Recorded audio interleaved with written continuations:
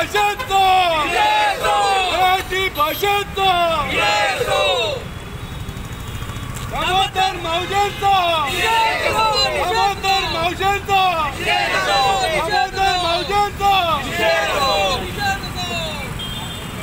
संस्कृती, मराठी परंपरा, मराठी पराक्रमी वीर छत्रपती शिवाजी महाराज सारखे मराठी संत परंपरा याच्यावर तुम्ही आघात करता आहात। त्यामुळे एक गोष्ट चांगली झाली की थोडे निद्रस्त असलेले मराठी जे आहेत तेव्हा याच्या पुढे मला वाटतं त्यांना उत्तर एकच की आपली जी तरुण पिढी आहे त्यांना मराठीमध्ये गुंतवणं, तरुण पिढीनं जागं होणं, गावागावामध्ये मराठी कार्यक्रम होणं आणि मराठी संस्कृती रुजवणं। आणि मला खात्री आहे की जी गोष्ट समाजाच्या हिताची असते त्यांनी कितीही जाळली, मोडली, तोडली तरी ती मोडू शकत नाही, जाळली सकू शकत नाही।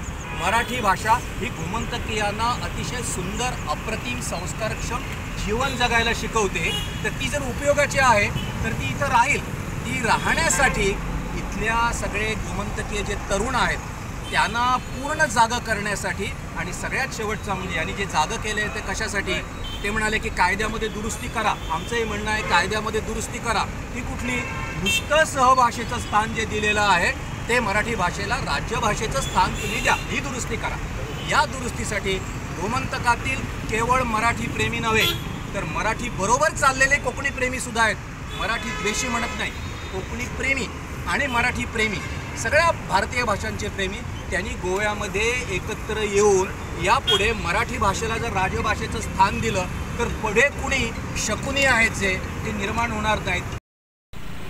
छत्रपती शिवाजी महाराजांच्या पूर्णभाषा आम्ही उभे आहोत आणि हनुमान आमच्या समोर आहेत, पाठीशी बोलकेश्वर आहेत। गोव्यात मराठी किती लोकांना पाहिजे आहे हे जर दामोदर मावजे यांना माहीत असतं तर त्यांनी असं विधान केलं नसतं। ते ज्ञानपीठ पुरस्कार प्राप्त झालेले एक साहित्यिक आहेत, परंतु त्यांनी हे गरळ ओकून आपल्या मनात किती मराठीबद्दल किती पृष्ठ भावना आहे हे दाखवून दिलं आहे। मराठीचा कोकणीचा उदो उदो यांनी केला, त्याच्यापैकी केवळ थोडे लोक कोकणीच्या जीवावर पोट भरत आहेत, अगदी थोडे लोक, आणि मराठी त्यांच्या पाठीशी उभी आहे खंबीरपणे, म्हणूनच ते साहित्य होत आहेत, लेखक होत आहेत हे मावजांनी लक्षात घ्यावं। त्यांच्या वक्तव्याचा मी आज निषेध करतो आणि आजच्या मराठी तरुणांना विनंती करतो की मराठीसाठी तुम्ही योगदान द्यावं, मराठीचा अभ्यास करावा। असं आमचे गोव्यात न भूतो न भविष्यांती असं मोठं आंदोलन 1987 साली घडलं गेलं इथं आणि ह्या आंदोलनात भरपूर जाळपोळ बरीच लोकांनी आपल्या आहुती पण दिल्या या मराठी राजभाषेसाठी।